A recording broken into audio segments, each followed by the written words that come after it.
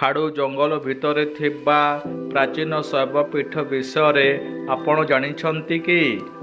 ଆମ ଝାରସୁଗୁଡ଼ା ଜିଲ୍ଲା ଲଖନପୁର ବ୍ଲକ ଅନ୍ତର୍ଗତ ବର୍ତାବ ଗାଁକୁ ଲାଗିକି ଖାଡୁ ଜଙ୍ଗଲ ଅଛି। ଯେଉଁ ଜଙ୍ଗଲ ଭିତରେ ଏକ ପ୍ରାଚୀନ ଶୈବପୀଠ ଅବସ୍ଥିତ। କେଉଁ ଅବହାନ କାଳରୁ ସ୍ଥାନୀୟ ବାସିନ୍ଦାମାନଙ୍କ ଦ୍ୱାରା ଦେବଦେବ ମହାଦେବ ପୂଜା ପାଇ ଆସୁଛନ୍ତି।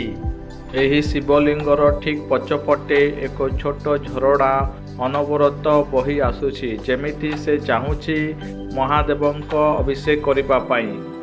ଶିବଲିଙ୍ଗକୁ ପୂଜା କଲେ ମାନସିକ ପୂରଣ ହେବାର ସତ୍ୟ ଘଟଣା ଜନମୁଖରୁ ଶୁଣିବାକୁ ମିଳିଥାଏ। ସେଥିପାଇଁ ମହାଦେବଙ୍କ ଭକ୍ତମାନେ ଜଙ୍ଗଲ ମଧ୍ୟ ଦେଇ ଏହି ସ୍ଥାନରେ ଶିବଲିଙ୍ଗକୁ ପୂଜା କରିବା ପାଇଁ ଆସିଥାନ୍ତି। ଏଠିକାର ଶାନ୍ତି ପରିବେଶ ମନକୁ ଶାନ୍ତି ପ୍ରଦାନ କରିଥାଏ ଏବଂ ଭକ୍ତିର ଭାବକୁ ପ୍ରସ୍ଫୁଟିତ କରିଥାଏ। ଏଠିକାର ଉଭୟ ଉଦ୍ଭିଦ ଏବଂ ପ୍ରାଣୀମାନଙ୍କ ସୌନ୍ଦର୍ଯ୍ୟ ମନକୁ ବିମୁଖ କରିଥାଏ।